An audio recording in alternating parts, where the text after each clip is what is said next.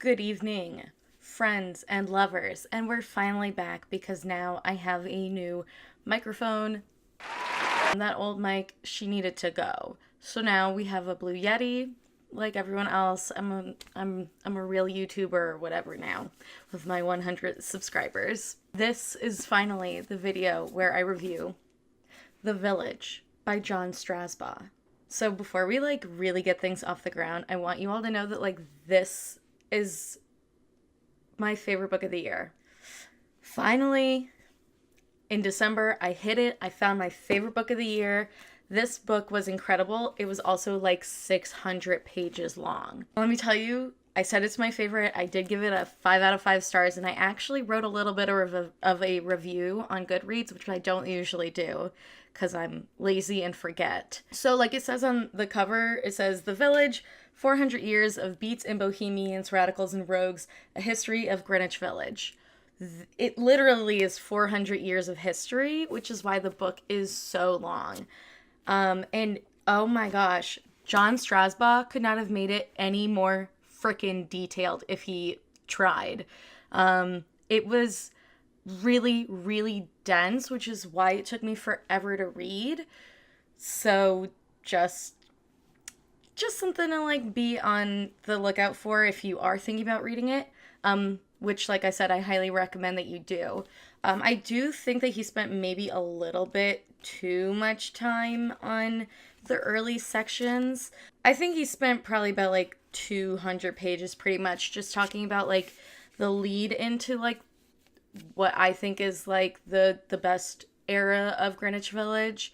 He spends a lot of it talking about Poe who lived there and Whitman who lived there, and how Greenwich Village basically had a history of being a place for radicals and bohemians to go.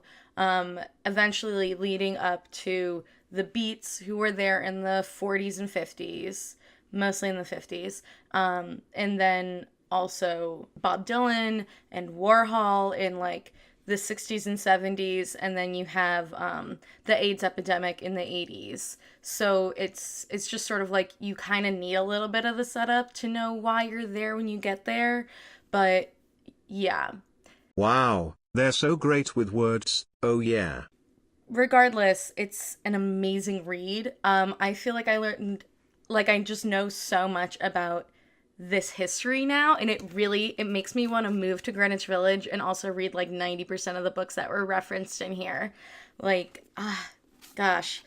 And I even there's so much in here that it's just so marked up from me, because I like to write in my books, but especially when they're nonfiction and talk about people that I love or history that's related to me and my life. So, I mean, Ginsberg is in here a whole bunch. So I'm happy about that. I also did go through and sort of underline and circle bars and locations. Eventually, I think I'll probably go through and actually catalog it, probably before I move to New York, if I move to New York, just so that I can actually go to these locations. I mean, obviously, you've got certain locations NYU, which has, at one point they call it the school that ate New York, which is true. It mentions Marie's Crisis, which is there, obviously, and it mentions Stonewall, the Stonewall Inn, because, yeah, but that's not the OG one. It's in the OG location, but pretty much it didn't survive into 1970. So yeah, what's there now is sort of a recreation of what Stonewall would have been. Yeah, as are a lot of historical locations in the village. It's still there's so much in here that I cannot spend this whole video just telling you about the history, because that would take forever. So that is what I am going to say, because I could go on and talk about it forever because it was fascinating. But I think it's really hard to do that with nonfiction. You kind of have to lead a horse to water, but you can't make it drink.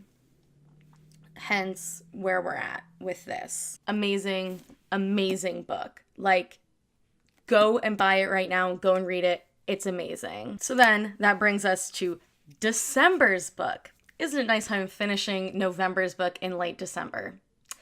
At least this is like the only time I've done this. So December's book is considerably shorter. We're going to be reading 3 Lives by Gertrude Stein. This book, I mean, Gertrude Stein is a prolific lesbian writer from the 1920s. She lived in Paris. She knew Picasso. She's a very famous author. She's referenced a ton just everywhere in all kinds of media. So that's why we're reading this. It's written by a queer person. I've already started it, as you can see, and it's not necessarily like a queer story. So this book is really it's about 200 pages. So I'm hoping that I can read it really quickly, especially because it's not like I have anything better to do except now edit this video and probably apply for another 10 jobs, which is probably what I'll do tomorrow because Christmas is super boring, and I'm recording this on Christmas Eve.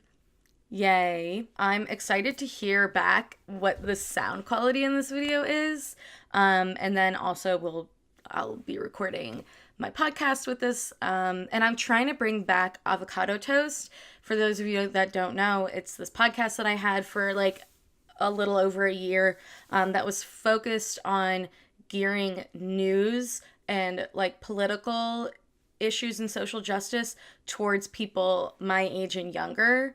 So if you are watching this video and you want to host a podcast with me, you can find any way to contact me and just contact me because I hate having notifications. So I'm always looking at them so that they stop having a little red circle. So if you contact me, I will address what you are trying to say to me. And I'm really looking to find a new co-host. Contact me, listen to my other podcast, buy this book because it's really amazing and I think everyone should read it, especially if you live in New York or want to live in New York or like any amount of cool history. So thanks for watching and I will see you next time. Oh, Mamma Mia, here I go again.